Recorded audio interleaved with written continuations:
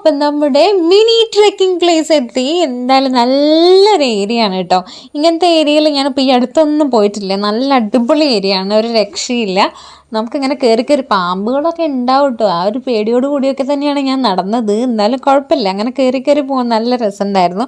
പിന്നെ ഞങ്ങളെ കയ്യിൽ ഞങ്ങൾ മെയിനായിട്ട് വന്നത് അവിടെ പറമ്പിൽ ചാരം അങ്ങനത്തെ വളങ്ങൾ ഇടാൻ വേണ്ടിയിട്ടാണ് വന്നത്. അപ്പം ഞങ്ങളുടെ കയ്യിൽ ഈ ചാക്കും കാര്യങ്ങളൊക്കെ ഉള്ളത് കൊണ്ട് തന്നെ ഞങ്ങൾക്ക് അതിങ്ങനെ പാസ് ചെയ്യുന്ന പണിയായിരുന്നു മേലേക്ക്. നമുക്ക് ചക്കയൊക്കെ ആകെ വീണിട്ട് ഞങ്ങളങ്ങനെ വന്ന് നോക്കാറില്ല, കുറേ ആയി ഇപ്പോൾ വന്നിട്ട്. അപ്പം ചക്കയൊക്കെ താഴെ വീണിട്ട് അതിൻ്റെ കുരു മാത്രമേ ഉള്ളൂ, ബാക്കിയൊക്കെ ജന്തുക്കൾ തിന്നു പോയിട്ടുണ്ട്. അപ്പം ഇങ്ങനെ കയറിയിട്ടുള്ളൊരു സ്ഥലം കേട്ടോ. അഹിമോ ഭയങ്കര ഇൻട്രസ്റ്റഡ് ആയിരുന്നു കേട്ടോ. ആൾക്ക് എന്താ പറയുക, ആ ഒരു ഏരിയ ഭയങ്കരമായിട്ട് ഇഷ്ടപ്പെട്ടു. അങ്ങനെ കയറി പോകാൻ ഞങ്ങളെക്കാളും മുന്നിൽ അങ്ങനെ നടക്കുന്നുണ്ടായിരുന്നു. അപ്പോൾ എന്തായാലും അടിപൊളിയായിരുന്നു.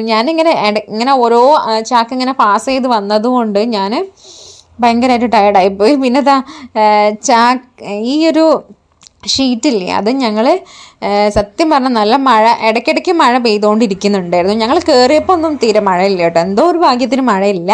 പക്ഷേ ഞങ്ങൾ വീട്ടിൽ നിന്ന് വരുമ്പോൾ കുട എടുക്കാൻ മറന്നുപോയി. അപ്പോൾ ഞാൻ ജസ്റ്റ് അമ്മ പറഞ്ഞ ആ ഒരു ഷീറ്റ് എടുത്ത് കയ്യിൽ വെച്ചോ, ഇനി അഥവാ മഴ പെയ്യാണെങ്കിൽ നമുക്കവിടെ പിടിച്ച് നിൽക്കാമെന്ന്. കാരണം ഇതിൻ്റെ നടുക്ക് എത്തിക്കഴിഞ്ഞ് കഴിഞ്ഞാൽ അവിടെ നിന്ന് അങ്ങോട്ടോ നമുക്ക് ഓടി പാഞ്ഞു വരാനൊന്നും പറ്റില്ല. അപ്പോൾ അങ്ങനെ നിൽക്കാന്ന് പറഞ്ഞിട്ട് അങ്ങനെ ഞാൻ ജസ്റ്റ് എടുത്ത് കൈ പിടിച്ചതാണ്.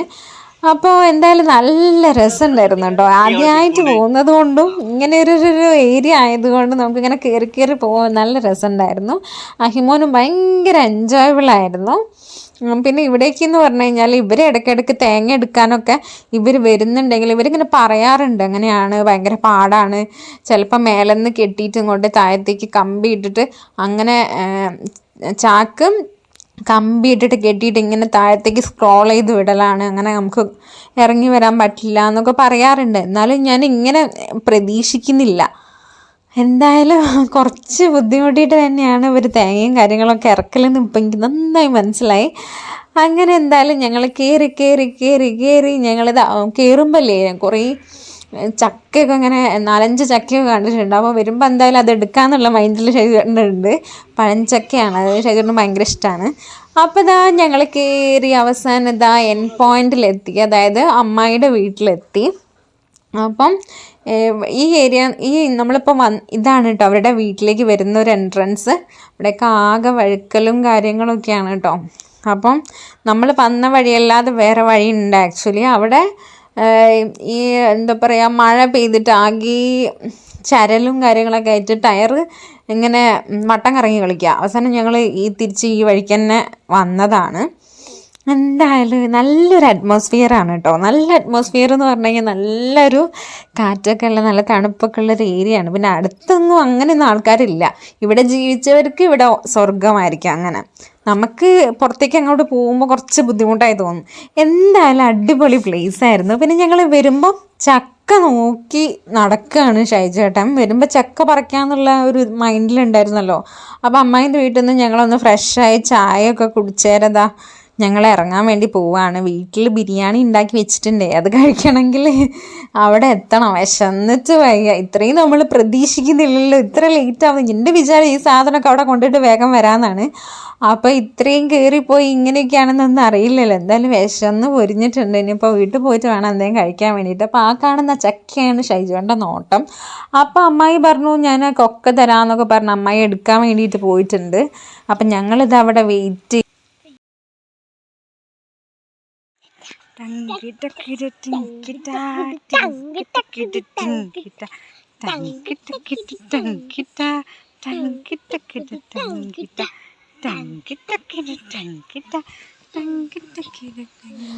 ഈ 2 ചക്കയിൽ ഏതെങ്കിലും ഒന്ന് നമുക്ക് പറിച്ച് കൊണ്ടുപോകാമെന്നാണ് വിചാരിക്കുന്നത്. അപ്പം വലിയതില്ല, അതാണ് നോട്ടം ഇട്ടിരിക്കുന്നത്.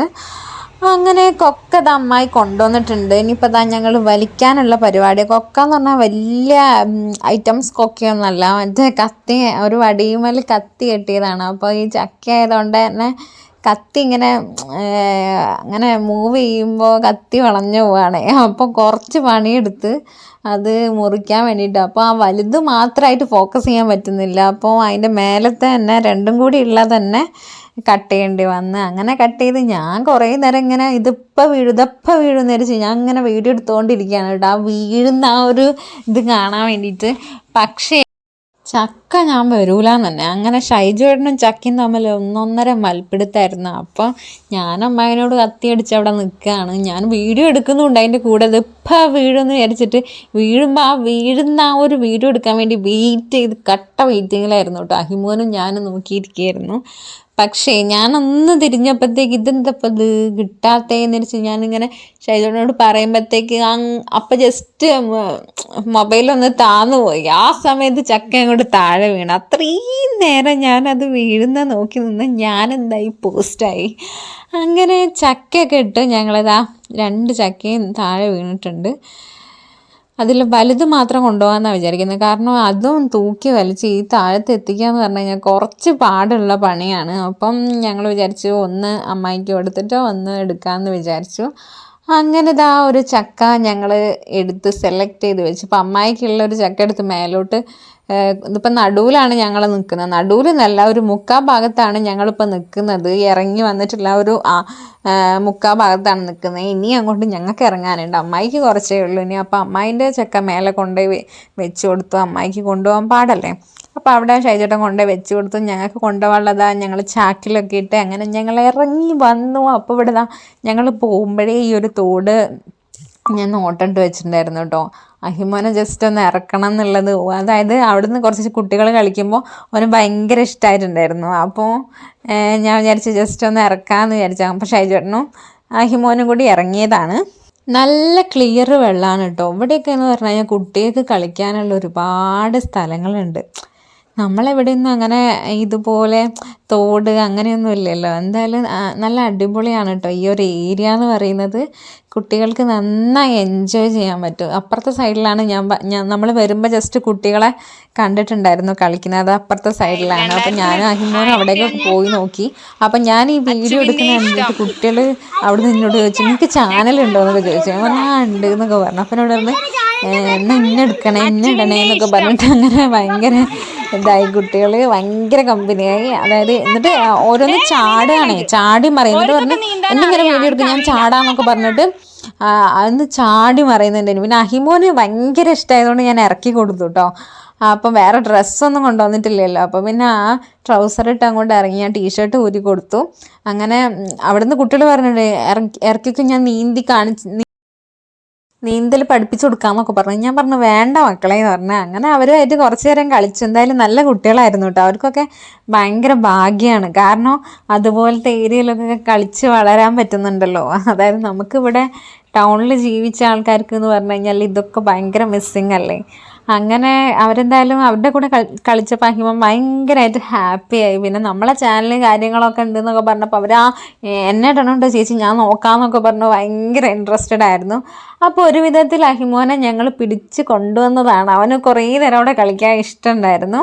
പിന്നെ ഞങ്ങൾ വിശക്കുന്നുണ്ടല്ലോ. പിന്നെ ടൈം ഒരുപാടായിട്ടുണ്ട്. ഒരു 3 മണി അറൗണ്ട് ആവാനായിട്ടുണ്ട്.